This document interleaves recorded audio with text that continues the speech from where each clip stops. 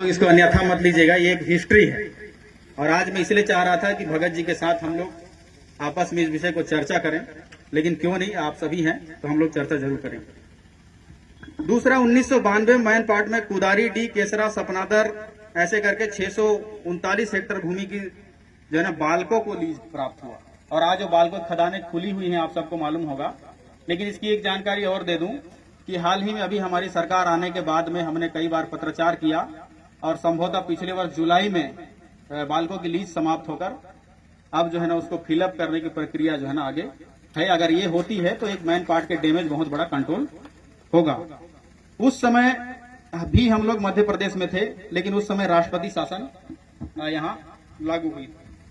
आगे है सीएमडीसी का जब यहाँ पे आगमन हुआ, ये 1996 से लेकर निरंतर जो है 2000 तक अलग अलग शिफ्टों में खदानें खुली, जैसे कि बरीमा, नर्मदापुर, केसरा, पथराई, नागाडांड, ये सभी जगह पर 1996 से लेकर 2004 तक संचालित हुआ।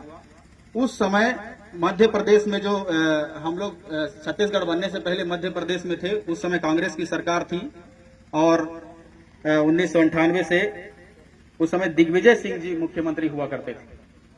और 2004 में जब यहाँ की नई खदानें खुली तो छत्तीसगढ़ में डॉक्टर रमन सिंह जी की सरकार रही। लेकिन वर्तमान विधायक, अभी जो हमारे क्षेत्र के पूर्व विधायक और पूर्व मंत्री भगत जी थे, उसी समय में जनसुनवाई होकर पूरी खदानें खुली। आगे आ जाइए, जिसकी जनसुनवाई हो रही है अभी, इससे पहले ग्राम उर्गा, कंडराजा, सपनादर, सरभंजा, ये सभी को 50 साल के लिए लीज दिया गया मां कुदरगढ़ी कंपनी को, जिस समय 2018 से माननीय भूपेश बघेल जी की सरकार थी, कांग्रेस की सरकार, और भगत जी यहाँ के मंत्री थे। उस समय इतनी खदानों को स्वीकृति प्राप्त हुई।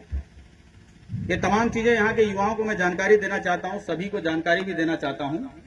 और अभी जो जितनी जनसुनवाई हो रही है, जिसमें आज ये कमलेश्वरपुर के भी मामले हैं, ये तमाम जो विषय है अंतिम मामला है।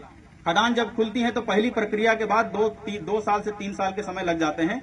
2022 में राज्य शासन ने इन तमाम खदानों के लिए स्वीकृति प्रदान किया है और 2022 में कांग्रेस की सरकार यहाँ पर छत्तीसगढ़ में थी और वर्तमान में यहाँ के मंत्री भी थे।